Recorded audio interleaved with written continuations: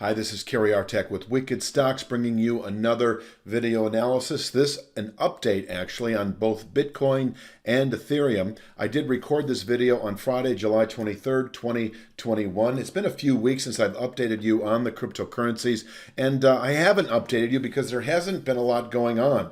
The last video I did provided numbers going into July, and they're all still actually valid, but I think an update is nonetheless in order, just to keep you apprised of what I'm thinking. Wicked Stocks offers two forms of membership, free and premium. Free membership is exactly as it sounds. For no cost or obligation, you will receive one free stock video analysis a week, typically released on Mondays.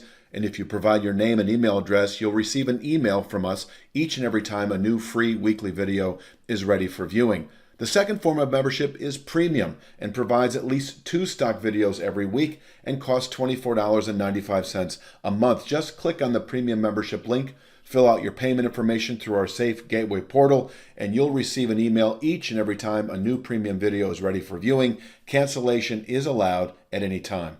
You're looking right now at a bar chart of Bitcoin that goes back to 2017, and I will then follow through with the fact that there was a channel formation that you can see here that the market settled above late last year, setting off that significant rally, and then we gave much of it back, as you can see, over the last few months. That channel formation still remains a meaningful support level this week. The week of Monday, July 26th at 22,996. And it rises ever so slightly to 23,074 the week of Monday, August 23rd. Those are 4 weeks apart. You can subtract them out and determine exactly where that channel support is going forward through the rest of the year. That is our long-term base. That is an area that can contain selling through the rest of the year if Bitcoin falls that far south in the coming weeks. I will say that if we close below 22,996, after all, everything you're looking at right now, especially from the January 2020 low and that entire rally upward, that hyperbolic move, the classic church steeple rally, they tend to give it all back. Once the move is in. The move may actually be in.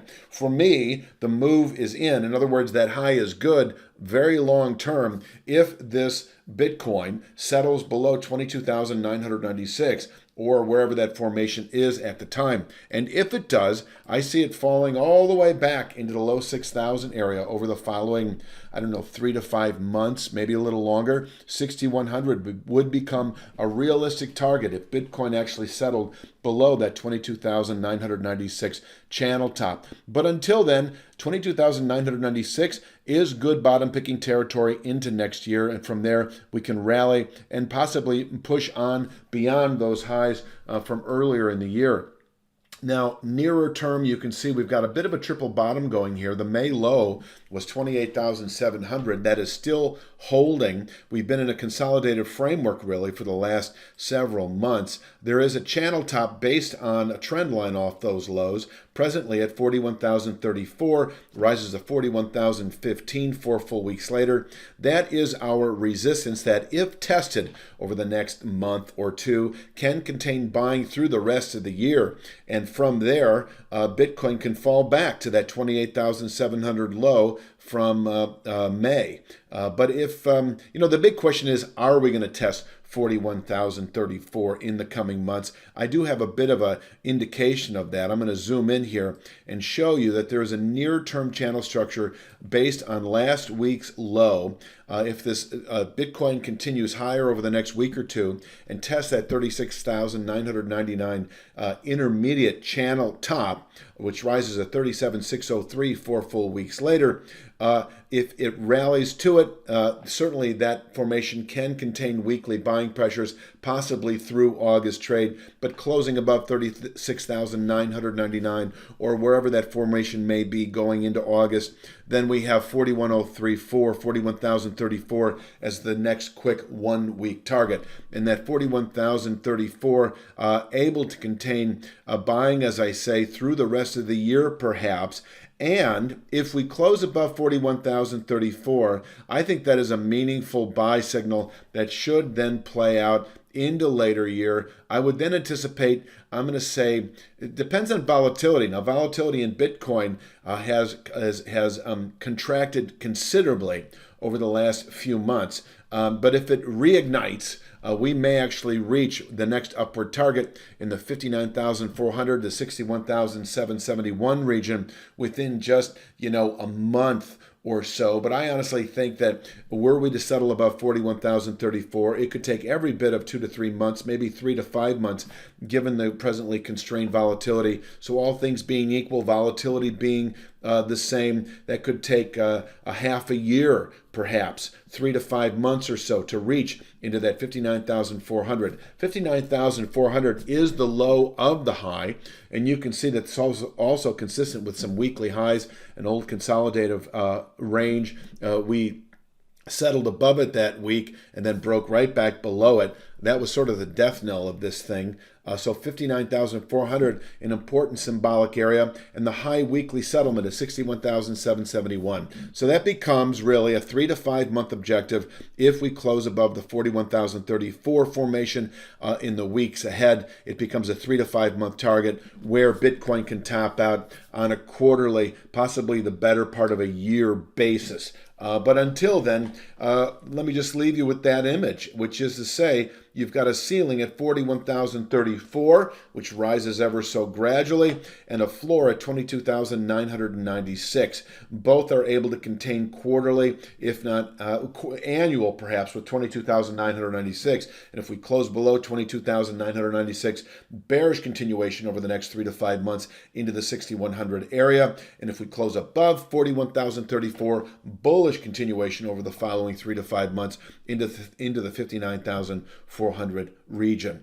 Let's jump to Ethereum. Same actual weekly bar chart going back a similar amount of time.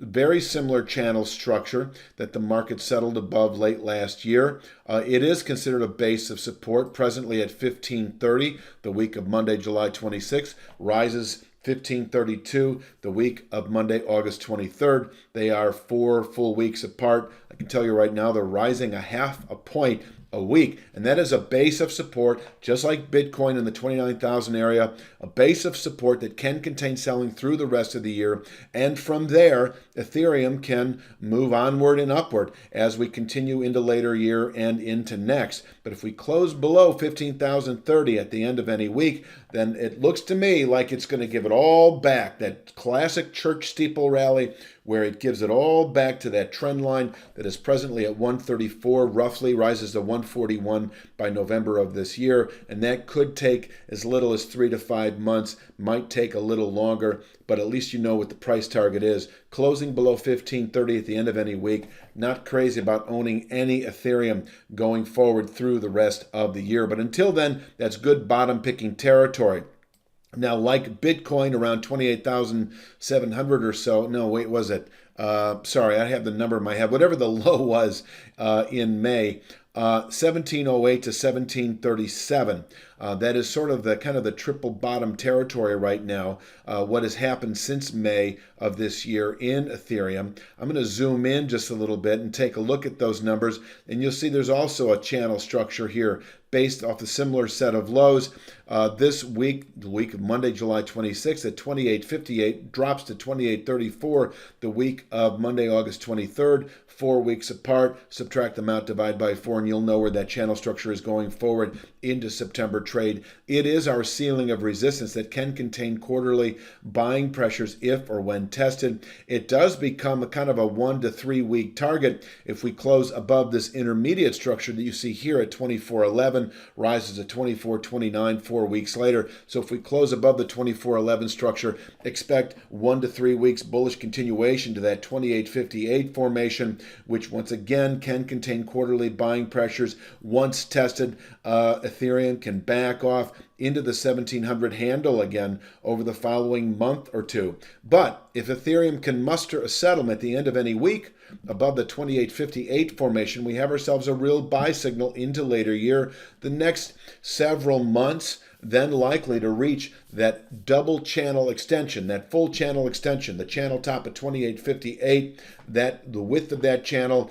I do like the full channel swing as a targeting mechanism. It's also not inconsistent with that move high settlement back in April, May. And so closing above 28.58 at the end of any week, several months bullish continuation or sooner if volatility explodes to 40.39, drops to 40.15 the week of August 23rd. That becomes a target. Also, I think a sellable resistance area if you happen to be long at that point in time, at least on a near-term basis. And by near-term, I'm talking on a quarterly basis.